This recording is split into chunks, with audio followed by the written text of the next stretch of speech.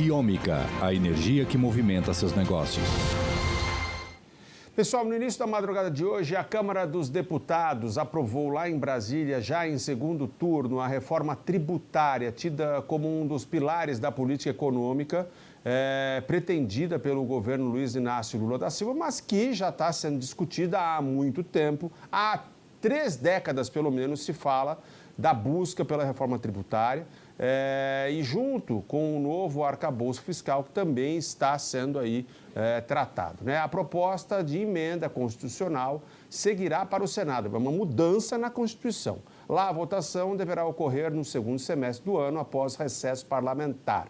Ao nosso lado aqui, para a gente entender um pouco melhor como essa reforma deverá afetar as nossas vidas, a vida da população em geral, nós recebemos o economista Alexandre Vander.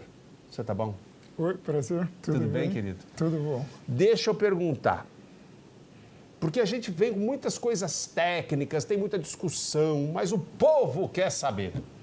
Ela é mais benéfica, essa reforma tal como está, ou ela vai causar mais prejuízo, a arrecadação vai aumentar, a gente vai pagar mais imposto? Qual é a sua interpretação? Bom, satisfação. A interpretação que nós temos, o Brasil, ele tem uma carga tributária muito grande. Sim. Né? E tem diversos tributos incidentes hoje dentro das empresas. Para ter uma noção, o estágio atual, a empresa ela paga imposto lá em cima no faturamento, nós temos ICMS, PIS e COFINS. Depois que ele determina o preço, ele embute esses 3 impostos. Depois, no meio do custo, também tem imposto lá de INSS, Fundo de Garantia, FGTS. E quando essa empresa comercializa o produto, quando o empresário vai colocar a mão no dinheiro, ele paga mais 35% sobre o lucro, que seria o imposto de renda e contribuição social. Então, tudo isso aí encarece demais o produto que chega na mão da população, porque esses impostos eles são repassados na base da formação do preço. Sim, o empresário ele não pega tudo para si, isso aí tudo compõe o preço. Compõe todo o preço, para depois sobrar o seu lucro lá no final. Então, quando a gente parte para dentro das empresas, as empresas acabam tendo dentro da empresa um departamento tributário para tentar entender como tudo isso funciona e recolher os impostos para a União, Estado e município. E tem o ISS ainda e também o IPVA. Então, tem uma complexidade muito grande que criou-se dentro do país aí como sendo a carga tributária mais complexa do mundo. Então, essa discussão da revisão da carga tributária vem há 3 décadas. No ano de 2019, o Baleias, que é um deputado federal, já apresentou essa proposta à PEC, à Câmara dos Deputados. Então, não é algo desse governo, é algo que vem se discutindo ao longo de muito tempo. Lógico de que o governo atual, ele levando essa aprovação na Câmara e no Senado, ele vai ganhar os louros por essa aprovação nesse momento, para tentar simplificar, que é o que nós estamos vendo, esse modelo aí tributário dentro do Brasil. Aí, Alexandre, deixa eu me aproveitar aqui disso que você acabou de falar. A gente, quando fala aqui, a gente sempre tenta simplificar a conversa. E, bem como acabou de falar aqui o especialista, essa reforma vem sendo pretendida há muito tempo. É muito caro empreender no Brasil, é muito caro vender no Brasil, não é isso? Justamente. É muito caro empregar no Brasil. E tudo isso tenderá a ser simplificado. É isso. Essa é a proposta. E também mais assim inteligível, que as pessoas possam entender como que esses impostos estão sendo compostos. Por exemplo, quando eu falei lá em cima que tem os 3 impostos principais, que é ICMS, PIS e COFINS, ele vai ser substituído por um único imposto, que seria o Imposto de Valor Agregado. Ele lá em cima substitui um único imposto. Teremos também outro imposto que vai ser da contribuição social. Então, 2 impostos. E um outro imposto, que é o valor agregado, ligado ao IPI. Então, vai ficar muito claro. Um ligado à produção, outro ligado a serviços lá em cima, né? E outro que vai ser destinado à contribuição social. que é a parte da Previdência, ponto final. Mas quando a gente fala de alíquota, somando tudo que tem hoje, dá mais ou menos, depende de caso a caso, eu sei que não é tão simples, mas a gente fala aí para lá de 40%, 50%, isso vai cair para quanto? Imagina 35% embaixo no lucro, mais 25% lá em cima e mais o intermediário. É muita coisa. É muita alíquota. Como essa alíquota ela acaba também sendo distribuída em estado, município e também na federação, a sociedade não sabe para onde está sendo direcionado tudo isso, e nem a fiscalização. Agora, essa nova alíquota ela vai ser 25% no máximo, 15% na média e 0%, principalmente aqueles produtos ligados à cesta básica, de consumo, de educação, escola. Medicamento também está falando disso? Medicamento também. Tá. Então, tende, e desde um princípio, de novo, a gente tirando a carga política dessa história, ela tende a ser mais benéfica. Justamente. Tem que separar a parte política. Lógico, o governo, nesse momento, eu consegui aprovar a PEC da revisão tributária, todo mundo vai lembrar que foi nesse momento. Todo mundo que criança bonita, todo mundo quer ser pai. Justamente. Todo mundo quer ser pai. Eu quero ver quem quer ser pai de criança feia que não quer. Né? Estou usando uma linguagem aqui metafórica, de saber como é essa história de que o Valverde está falando contra a gente feia, porque agora tudo tem que pedir desculpa. Mas, enfim, eu quero pedir para a gente soltar aqui uma sonora de uma exclusiva que o presidente Lula deu ontem ao SBT. Solta para mim aí, por favor. Uma reforma tributária envolve 203 milhões de interesses. Quando todo mundo fala em reforma tributária, todo mundo fala em diminuir a carga tributária, todo mundo fala na criação do IVA. Sabe? O que acontece é que quando você coloca o papel na mesa, aparece 203 milhões de ideias e aí você tem que ter habilidade, conversar, discutir para construir um texto que possa dar ao Brasil, da mesma forma que a gente pode tentar diminuir a carga tributária, a gente consiga fazer uma política tributária tão séria que diminua a sonegação. Isso significa que, mesmo a pessoa pagando menos, mas muito mais gente pagando, o Estado vai arrecadar mais. É com essa ideia fixa que nós trabalhamos. O Haddad está jogando bem. Se o Haddad fosse jogador de futebol e tivesse a convocação da seleção agora, certamente ele seria convocado para a seleção, porque ele está jogando de uma forma extraordinária, tendo muita paciência, conversando com as pessoas, fazendo as negociações que tem que ser feitas, porque, na verdade, nós fizemos uma negociação com a Câmara para aprovar a PEC antes da gente tomar posse. É um fato inédito no mundo, um governo começar a governar antes de tomar posse. E nós começamos fazendo uma PEC para poder mexer no orçamento que desse para a gente trabalhar esse ano, porque não tinha orçamento. E o Haddad está fazendo um papel extraordinário. Eu acho que o Haddad vai ser uma extraordinária surpresa nesse país na área econômica. Pode falar o que quiser do Lula, o cara é um gênio para se comunicar. Ele acabou de dizer aí para todo mundo ouvir, de maneira muito clara, que ele também é expert nisso.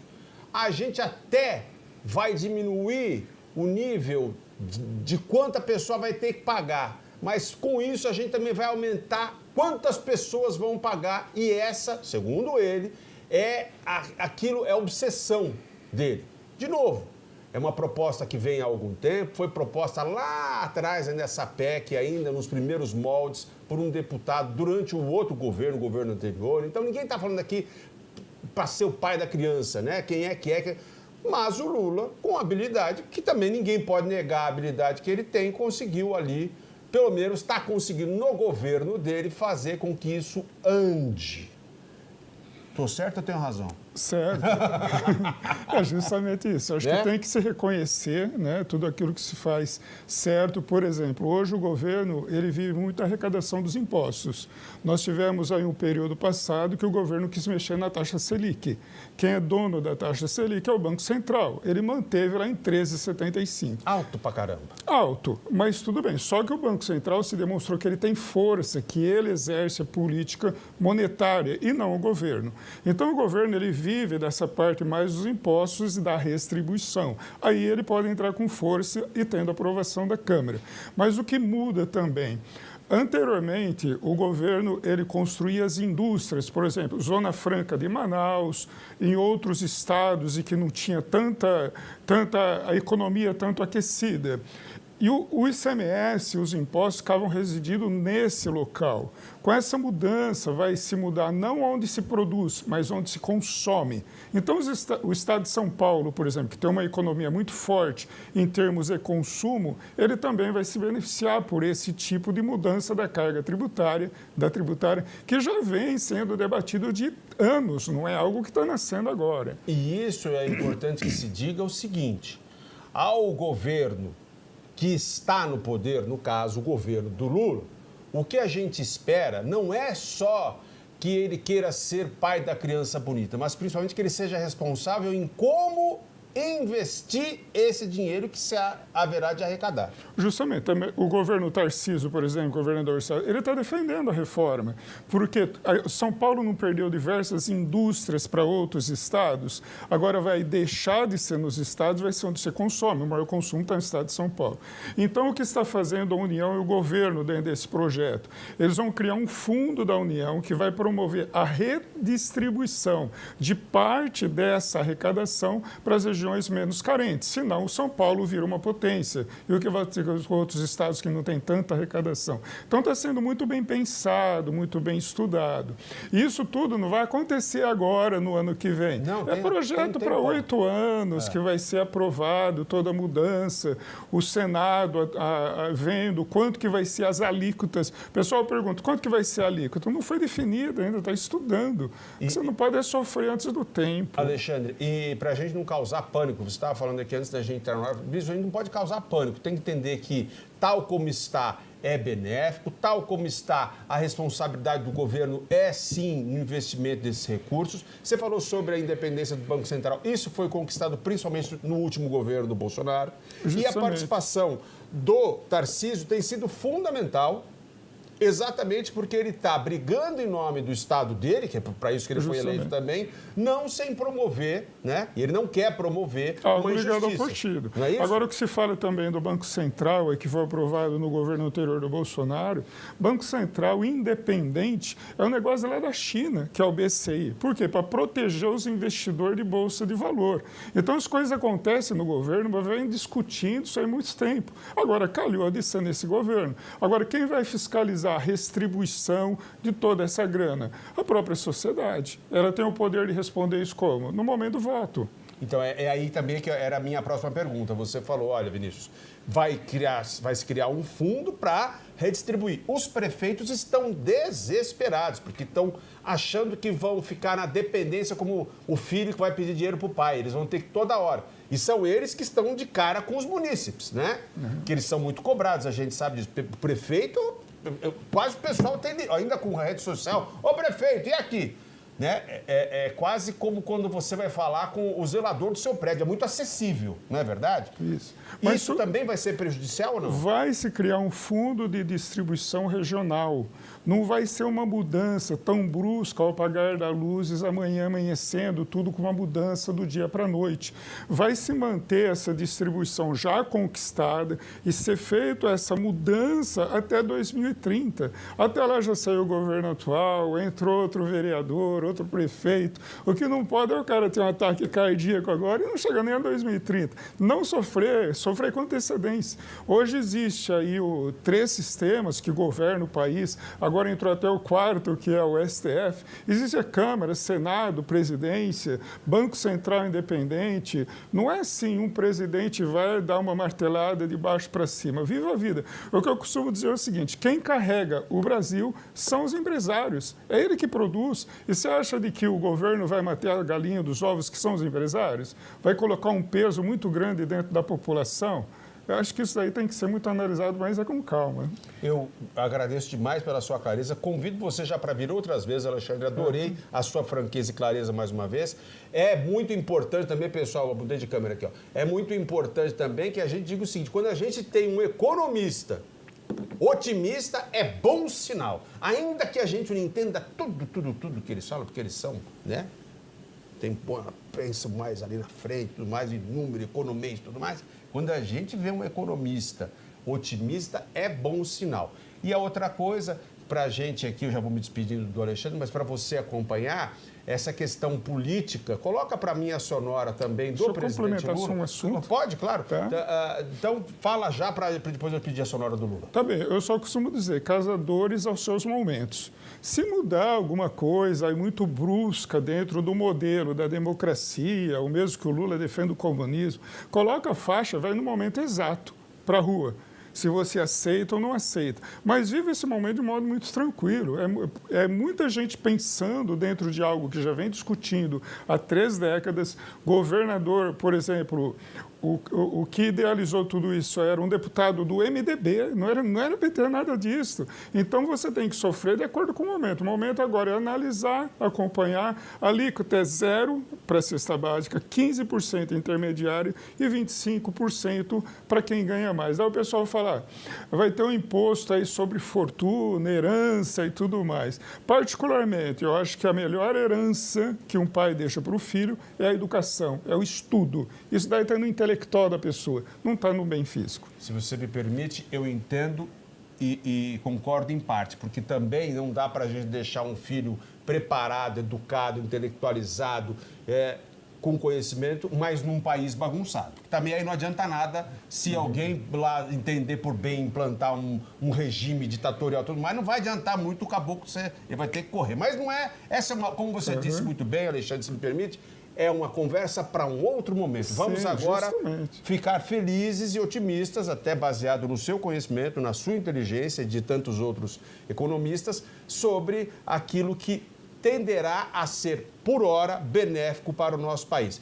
Diante disso tudo também, até dessa conversa aqui democrática que nós tivemos, eu quero que vocês vejam a sonora do presidente Lula para o SBT, falando exatamente de como ele lida nos bastidores e como isso, essa maneira, essa habilidade que ele tem em política, contribuiu para esse momento de votação histórica da nova reforma tributária. Acompanhe. Na política, você tem que ter habilidade de lidar de acordo com a correlação de força que está estabelecida no Congresso Nacional, que é resultado da manifestação da sociedade brasileira nas últimas eleições. Não adianta você gostar ou não gostar do Congresso Nacional. O que você tem que lembrar é que no dia da eleição, o povo votou nas pessoas que estão aí. O povo votou no Lula, o povo votou no senador, votou no deputado. Então é com essa gente que você tem que negociar. Não é com quem ficou de suplente ou com quem não se elegeu. Então você tem que negociar. Eu acho que nós não teremos problema. Você sabe, Débora, que eu não cuido do Centrão. Eu não costumo utilizar a palavra Centrão. Centrão é um apelido que se deu no momento histórico que eu estava como deputado na Constituinte, quando foi criado o Centrão, que era para evitar que a gente tivesse muitos avanços na área social. Mas eu costumo lidar com partidos. Eu costumo conversar com o partido. Então, a orientação que os líderes do governo têm no Congresso Nacional é conversar com todos os partidos, independentemente, sabe, da definição ideológica do partido, se ele é oposição, se ele não é oposição. A gente vai conversar com todo mundo que tem voto no Congresso Nacional. Porque para aprovar as coisas que nós queremos, nós precisamos de votos. E o PT sozinho não tem os votos. O PT e a esquerda não têm os votos. Então, você conversa com quem tem voto. Doutor Alexandre, muito obrigado, viu, por sua vinda, seus conhecimentos aqui. Espero que você volte outras vezes para a gente falar ainda mais para o nosso público. Sou eu que agradeço. Tudo obrigado, de bom. Obrigado. Valeu. Vamos para o nosso intervalo, já eu volto.